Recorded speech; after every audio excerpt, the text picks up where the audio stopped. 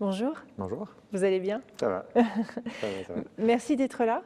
Je crois que vous avez pris un taxi et hop, vous Ouais, êtes je suis arrivé arrivé tout vite de là, ouais. suite. Je débarque. Euh, Avec vous, on va aborder encore cette vision du manager du futur, mais c'est un peu particulier parce que par rapport à ce que vous faites, il y a un regard qui est observé d'une certaine manière et puis il y a ce que vous faites globalement. Peut-être pour que les gens comprennent le sujet de la manière dont vous allez l'aborder, peut-être nous expliquer quel est votre périmètre d'action, sur quoi vous agissez. Alors, la lettre du cadre, donc on s'adresse globalement à l'encadrement des collectivités territoriales, plutôt catégorie A et voire A+.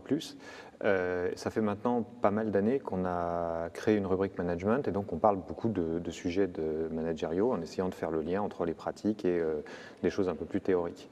Et là, on a essayé pour la première fois depuis pas mal d'années maintenant, c'est ce que nous permettent les nouveaux outils avec Internet, etc. On a essayé de donner la parole aux territoriaux pour essayer de connaître quelles étaient leurs pratiques managériales. C'est-à-dire en gros, essayer de voir quel jugement ils avaient sur l'état des collectivités aujourd'hui dans lesquelles ils travaillent et ce qu'ils mettaient en œuvre en termes de pratiques managériales. Et c'est ça qui est intéressant dans cette enquête, c'est qu'on voit comment les choses se mettent en place ou pas par rapport à ces... Moi, je pense que ce sont des nouvelles pratiques managériales, mais surtout de voir comment ça remonte du terrain et comment les cadres en parlent. Ça, c'est tout récent. Vous avez un peu de recul dans le temps sur ce type d'enquête? Alors, on en avait fait une il y a assez longtemps, mais ce n'était pas avec les mêmes outils, pas avec les mêmes partenaires, etc. On a l'ambition, là c'est un questionnaire en ligne, il y a près d'un millier de cadres territoriaux, DGS, DGA et directeurs de services qui ont répondu, donc Au panel on considère que représentatif. c'est un bon panel. L'ambition qu'on a, c'est d'essayer de faire durer ça dans la durée en faisant par exemple une tous les 2 ans, enfin on ne sait pas encore vraiment calé, mais essayer de voir comment ça évolue. Oui.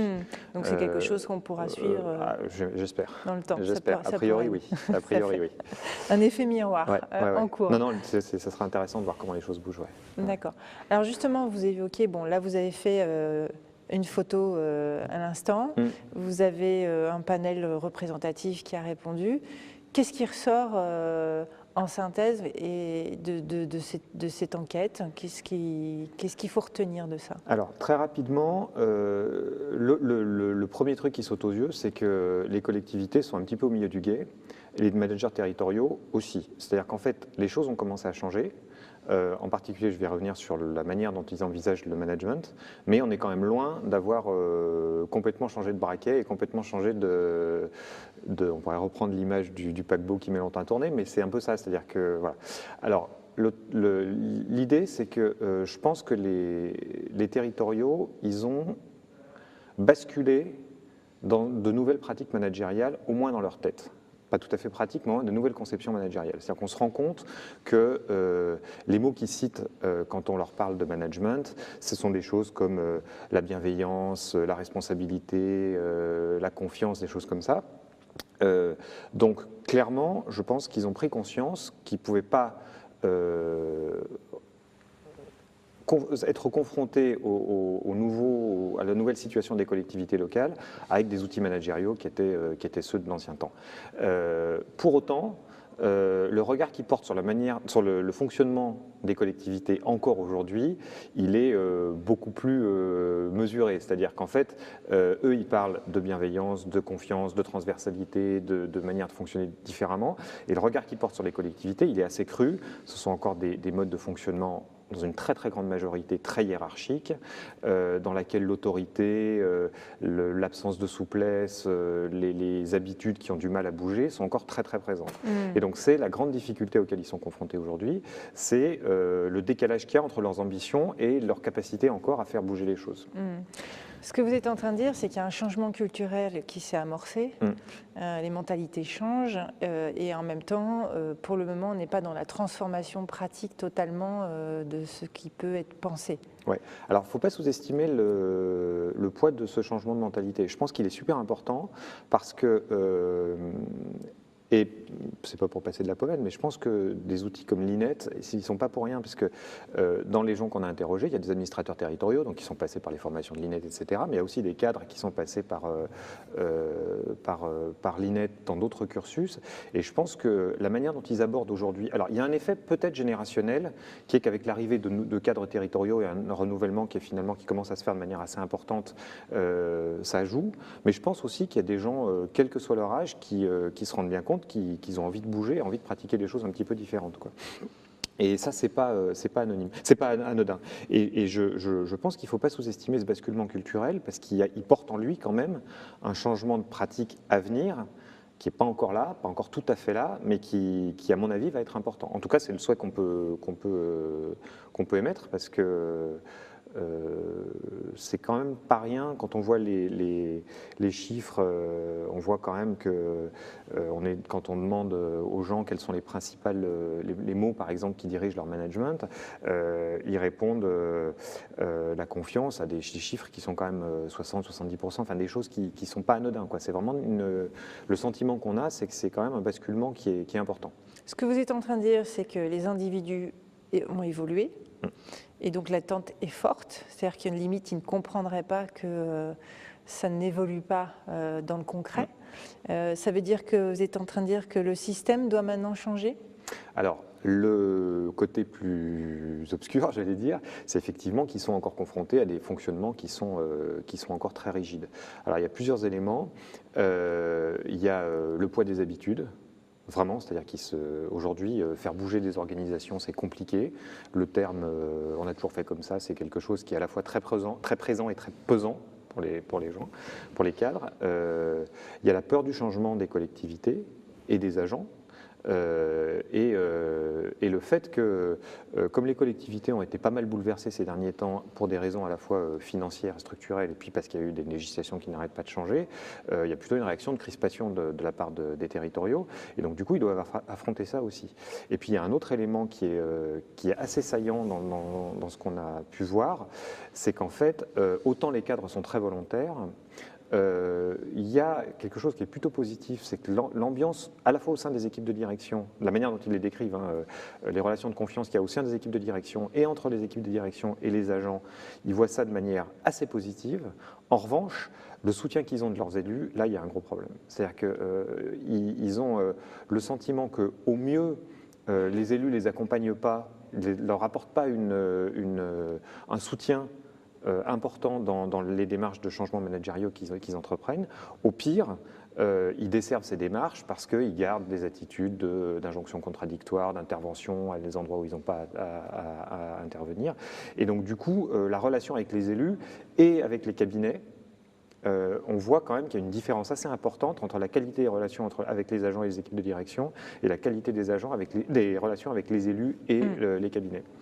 Et là, il y a probablement quelque chose à engager, c'est-à-dire faire en sorte que les élus, au mieux, les accompagnent dans ces volontés de changement, au pire, les laissent faire, mais sans les en empêcher, quoi.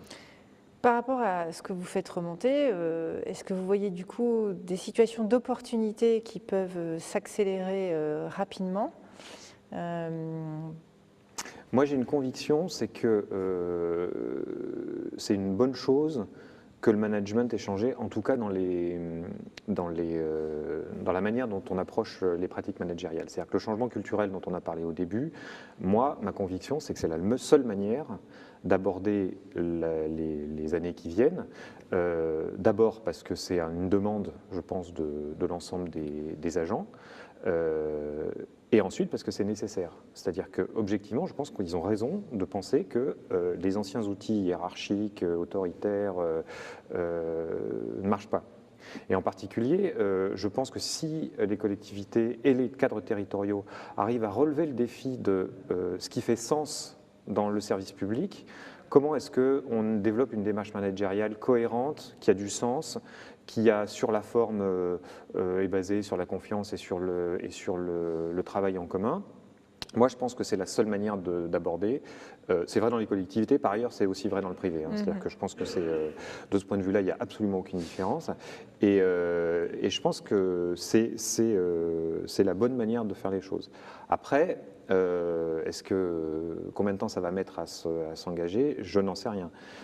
Les obstacles sont pas anodins, il y en a dans tous les côtés, mais je pense qu'il y a une vraie opportunité de changer les choses. Alors justement, à l'inverse, hein, quel pourrait être le risque qu'il n'y ait pas de changement qui s'opère au niveau de l'appareil?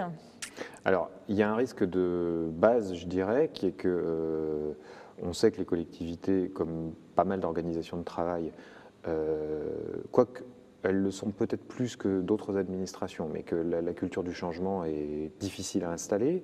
Le risque, il y a un risque qui est de vouloir aller trop vite et quelque part de braquer les agents. Ce qui se fait, hein, on voit aujourd'hui, par exemple, dans les changements imposés qu'il y a en termes de fusion de collectivités, que ce soit des intercommunalités ou des régions, etc., les élus qui veulent aller à marche forcée, enfin les élus et leurs DG qui veulent aller à marche forcée, se heurtent souvent à des phénomènes de crispation qu'il ne faut pas sous-estimer. Donc ça, c'est un risque. Vouloir aller trop vite, mais je pense que le risque, il est... Après, il faut le mesurer. Voilà. Il y a un autre risque qui est que on n'arrive pas à avancer, pas assez, et on n'arrive pas à remplir les attentes, enfin à répondre aux attentes qui ont été suscitées. Et des territoriaux qui sont très volontaires dans leur... Et j'en connais, hein, des directeurs généraux de services qui ont décidé d'impulser des fortes démarches d'innovation managériale. D'abord, il faut que ça suive derrière. Et puis là aussi, il y a un risque de braquer un peu les gens. Donc voilà. Mais je pense que... principalement, le risque, c'est de ne pas bouger. C'est-à-dire que si on reste aujourd'hui dans la situation dans laquelle on est, je ne vois pas comment on va arriver à impulser des démarches de services publics qui vont à la fois permettre de répondre aux attentes des gens, qui changent aussi, et de faire que les territoriaux continuent à être un peu heureux de travailler dans leur cadre de travail, quoi. Et c'est pas anodin comme... Vous sous-entendez qu'il pourrait y avoir une rupture? Ouais, une rupture, une forme de désabus, ouais, une rupture de confiance peut-être. Ouais. Parce que le problème, c'est que quand on s'engage dans des démarches comme ça, derrière, il faut que tout le monde suive. Parce que si vous avez des choses qui sont uniquement à la tête, sans que ça suive derrière, ça ne marche pas. Et oui, le risque de rupture de confiance, il est important. Ouais. C'est une exigence en tout cas, je pense, d'essayer d'avoir ça en tête. En tout cas, c'est ce que moi j'entends dans ce que vous dites. L'étude, c'est la première, il y en aura certainement d'autres. On se voit dans 10 ans. Ouais, 10 ans. On imagine que votre observatoire a permis à chaque fois de sonder l'évolution des managers du territoire. Vous imaginez quoi, même si vous êtes avec votre boule de Madame Irma, hein, voilà. Par rapport à ce que vous ressentez aujourd'hui? Alors moi je pense que déjà le terme est un peu violent, je m'en excuse par avance, mais déjà il y aura quand même toute la génération qui a fondé la fonction publique territoriale il y a maintenant en 83, donc c'était il y a déjà pas mal de temps, celle-là elle aura disparu entre guillemets. Donc les gens qui seront à la tête des collectivités seront des gens qui auront une formation différente, qui seront pour la plupart passés par des écoles... c'est déjà le cas aujourd'hui, mais ça sera encore plus amplifié. Il y aura à l'évidence, on parle aujourd'hui beaucoup de l'impact des générations Y, voire maintenant Z, et de la manière dont ça impacte les relations de travail. Je pense qu'on sera vraiment, on sera même passé à, je ne sais pas quelle lettre de l'alphabet on pourra employer, mais déjà on sera vraiment à autre chose, avec des choses qui ne sont pas anodines. C'est l'utilisation des nouveaux outils de communication, que ce soit les réseaux sociaux ou la manière de travailler, qui a déjà profondément bouleversé les univers de travail. Et je pense demain, je ne suis pas difficile de prévoir ce qui va se passer, mais je pense que quand même l'impact des nouvelles technologies continuera de produire beaucoup de choses. Après, ce qu'il faut voir aussi, c'est ce qui bougera à l'extérieur, soit en termes de statut, soit en termes de compétences, en termes de transfert, etc. Bon, là, c'est un peu compliqué de répondre à ça parce que la logique voudrait qu'on continue dans des logiques de transfert de compétences et de services publics de proximité comme ça s'est passé depuis quelques dizaines d'années.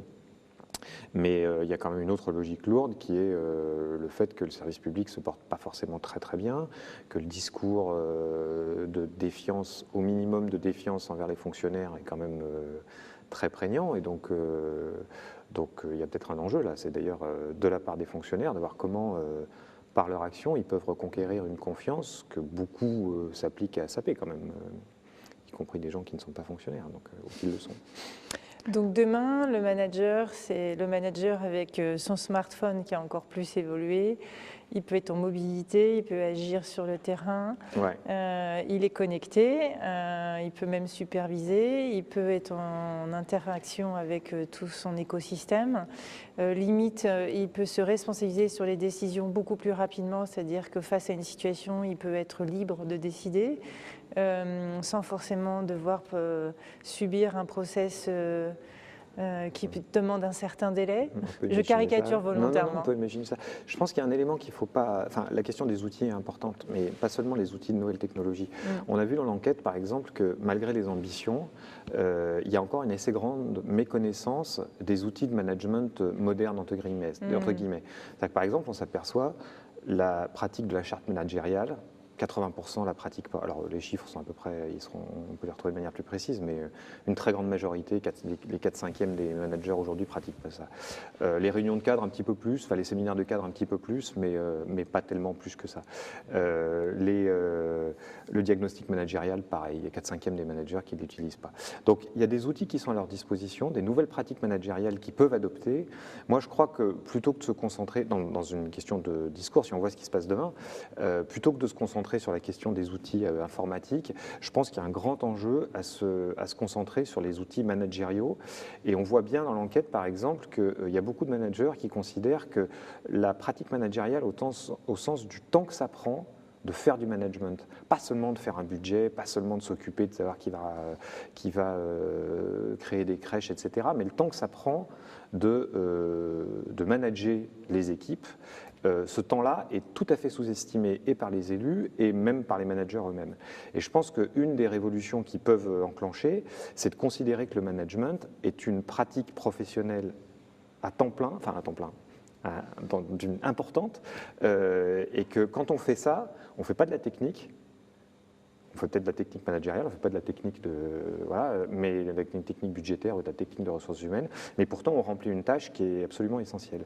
Et je pense qu'il y a un enjeu là à non seulement s'en rendre compte, ce qui est quand même à mon avis fait, mais surtout passer ça dans la pratique en disant bah oui, il y a des choses à faire, quoi. Ce que vous êtes en train de dire, c'est que l'outil qu'il va falloir apprivoiser, c'est le temps et de le répartir différemment. Ouais, je pense que le temps est beaucoup, ça apparaît dans d'autres enquêtes, mais nous on l'a vu aussi, une des caractéristiques des dirigeants territoriaux, c'est qu'ils passent leur temps à courir après le temps, que ce soit après leurs élus ou que ce soit...